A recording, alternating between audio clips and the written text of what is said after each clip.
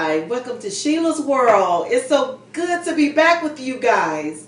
This is Sheila, and I'm so excited about this show.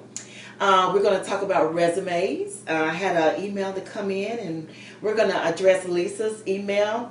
But before I get started, I want to say congratulations. I know at the beginning of the month, they had the Oscars, so we definitely want to give a shout out to Gravity for winning well-deserved Academy Awards, and also to Steve McQueen, for winning Picture of the Year, 12 Years a Slave. So that was amazing. And Lupita for winning Best Supporting Actress. So, you know me, I love the Oscars, and one day you're going to see me walk that stage, and we'll make Chattanooga proud. Okay. On my website, I got an email from Lisa, and I did say that I was going to do resumes on this episode. And her question was, Sheila, what makes a great resume? Okay, let me tell you what makes a great resume. That worked for me, okay?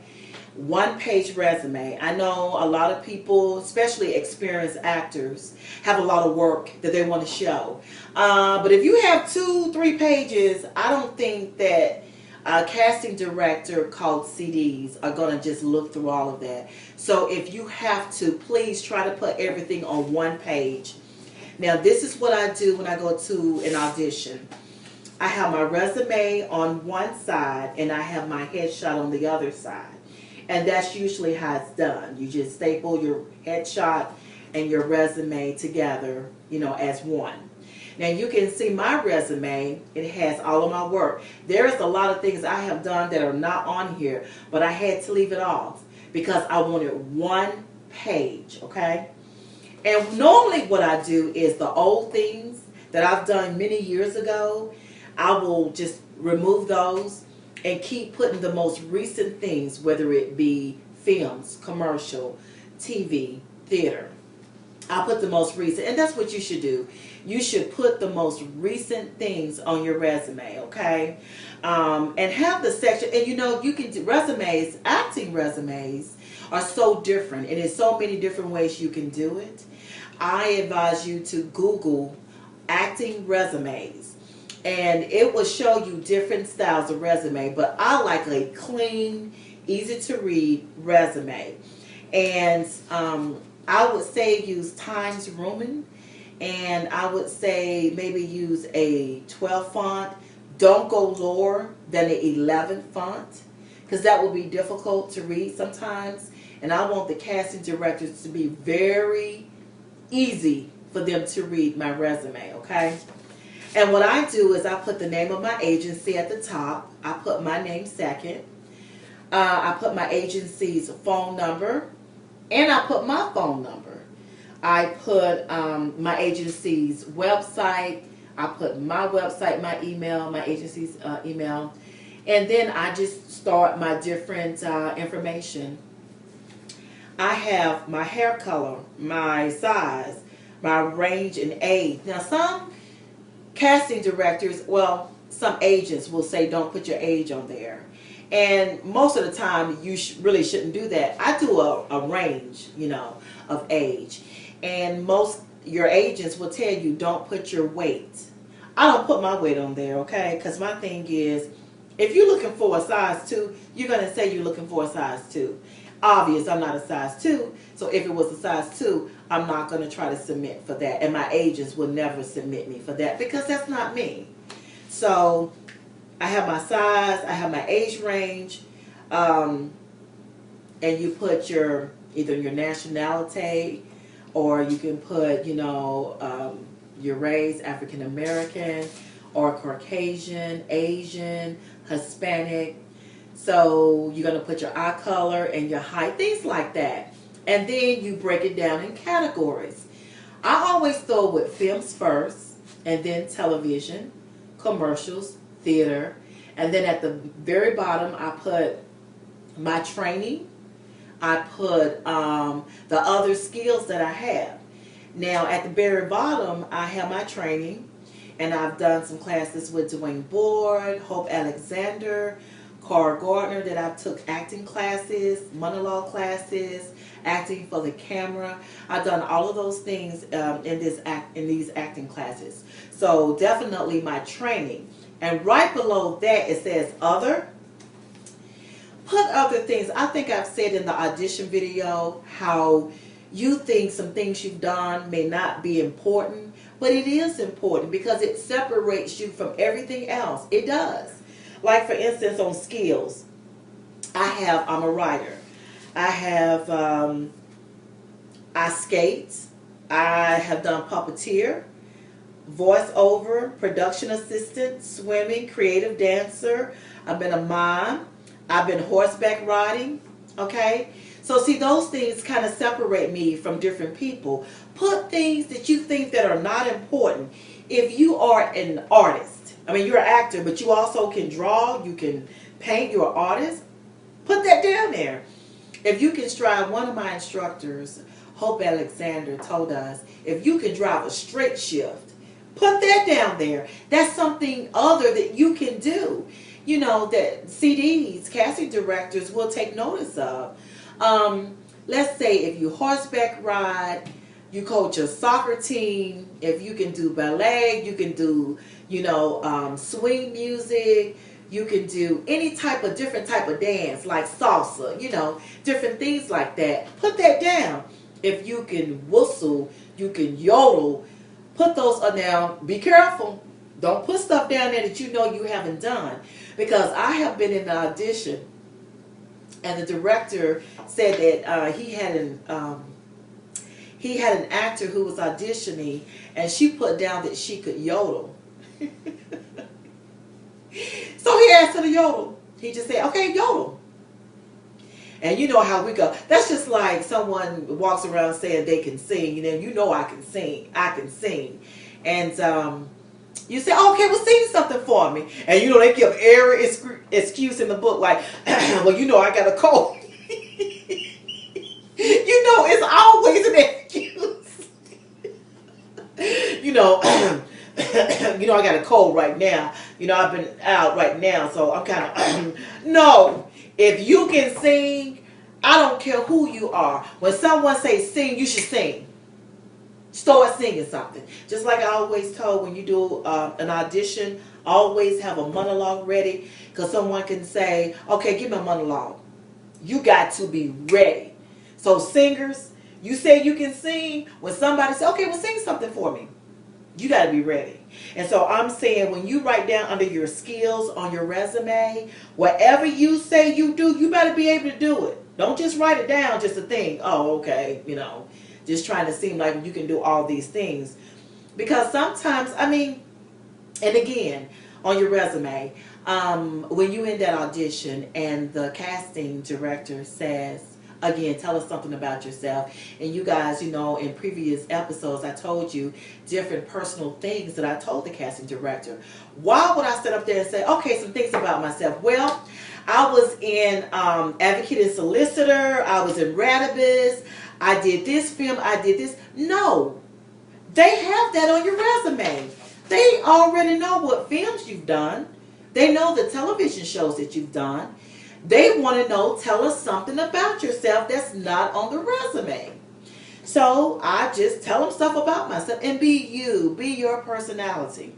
And don't forget, Google resumes. Google acting resumes. How to set up. Now, it's different if you're trying to get a job in the corporate world. Then that's a different resume, a business resume. But this is an actor's resume. And there are different styles, how different people do their resumes. I'm not going to say that my resume is the style that you should use. There are many different ones. All I say is just make sure that it's on one sheet. Make sure that it's legible, that the casting or CDs can see. Keep it clean. Don't keep it cluttered. Try to have it on one sheet. And you may have to take off a lot of things that you think that are really good, but they're old and you need to put some recent things on. So you may have to just pull that off and add the recent things, but just make sure that it's one page, okay? Because I tell you, resumes are important, but just like I said last week, your headshot is just as important as your resume because they see your headshot first. And if they're interested in that headshot, they're going to turn over and they're going to look down at the resume and make sure it's clean. But make sure that if you're with an agent, I would definitely say put your agent's name on there. You just don't understand. Being with an agent, having an agent name on your resume really makes you stand out from the rest in the group. It really does. Because it shows that, okay, must be a professional actress. You know, she's done some things. She has an agent. She has a representation. So please have your agent's name on your resume. Now, if you're new starting out, you don't have an agent yet, that is fine. Just make sure you have a nice, clean resume that they can see. They can see your experience. They can see your training. And they can see your other skills that you have, okay? I've always said that I try to constantly keep my resume updated as much as I can. Just update it. And I think that's it for the resume. Resumes are just clean cut. Make it clean. Make it neat. Just one page, okay? And I think that's it. Like I said, this was just very simple. But make sure what you put down is you're honest. Make sure it's honest. Because I tell you, if you're not honest, if you say that you worked on a project and they see the thing about it that you don't realize, casting agents, they know each other. Yeah. Casting agents know each other. So if you say, and producers and directors, they know each other. Everybody knows each other. So if you write down, yeah, I was a part of The Last Assignment. That's Bobby Peoples. Everybody in Atlanta knows Bobby Peoples. And if you say you was on The Last Assignment, oh, okay, I know Bobby Peoples. Well, shoot, I might give Bobby Peoples a call and just ask them, well, you know, how was it, Shelia Wofford, working with you on Last Assignment? If Bobby Peoples said, I don't know Shelia Wofford, she never worked on my assignment, I don't know who she is, that discredits you because you lied on your resume, right? And that casting director, casting CDs, they talk to one another, okay? So you don't want, that's your name. Your name, your reputation, your word should be your bond, okay? So don't go putting down things on your resume that you know you didn't do. If you was an extra in something, say, hey, okay, I was an extra. You know, it was work. I'm proud being an extra. When I first made that transition from theater to films, I was first hired on Tyler Perry's Meet the Brown. I was in the courtroom. I was a court observer. I was cast as an extra. I was a court observer. I was proud of that. I emailed everybody, hey, watch the episode. I'm on Tyler Perry. Now, I came in as an extra, so I don't know if you're going to see me or not. Don't blink. But I was on there. I was proud of it. I'm proud of my extra. Be proud of your extra work. That's how you learn. That's how you meet different casting directors. So be proud of that. And if you were, put featured extra or put, extra work. Or if you had a supporting role and it was very small, put, I was a court observer. I was supporting. But don't put lead and you know good and well you wasn't a lead. Don't do that. Because they can find out. All you have to do, when you put that production company, and again, you're going to put the name of your films, TV, commercial, theater. You're going to put the role that you had. If you was a principal, put principal. If you was a lead, put lead. If you was a supporting, put supporting. If you was an extra, put extra. You're going to put the production company. What production company was that you work with? You're going to put those things down and be honest. Don't lie. Because they're going to find out if you're lying. Your name should be the most, your reputation. My reputation, my name is my bond. Okay? When I give you my word, I give you my word. Okay? So remember that. When you do your resumes, be honest. Be honest. If you had one line, you was a supporting role, put supporting role. But do not put lead if you wasn't a lead. Because they will find out. Okay? I'm just being honest. Okay. That's it for Sheila's World. Thank you so very much. You guys know that I love you. I love doing this. This is what I'm doing. Oh my God. Wait, is this an Oscar? I was just giving the Oscar. Okay, this is so, thank you. Oh my God. Okay, I want to thank my husband, Sam. Thank you so much for your support, Sam. You always been there. Trey, my son right there. Trey, thank you for just being there for me. Thank you for supporting me. When I wanted to just give up, you said, no, keep going. And I want to thank the folks in Chattanooga for supporting me. You guys mean the world to me. I want to thank my fans. I want to thank everyone who has just been on my pages, who have liked Oh, okay, they're playing the music. Okay, I gotta hurry. I want to thank the crew. I want to thank the director. I want to thank you for casting me. Thank you for supporting me. Okay, I'm just so excited, guys. Thank you so much. And again, this is Sheila's World. Until next time, I love you guys, and there's nothing you can do about it. Keep it moving.